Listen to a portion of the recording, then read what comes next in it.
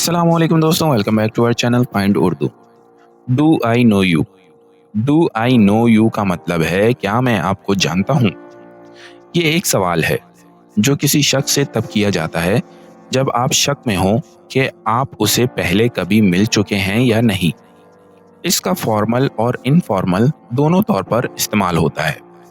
अगर कोई अजनबी आपसे बात करे और आपको याद ना आए कि आप उसे पहले मिल चुके हैं, तो आप पूछ सकते हैं, डू आई नो यू?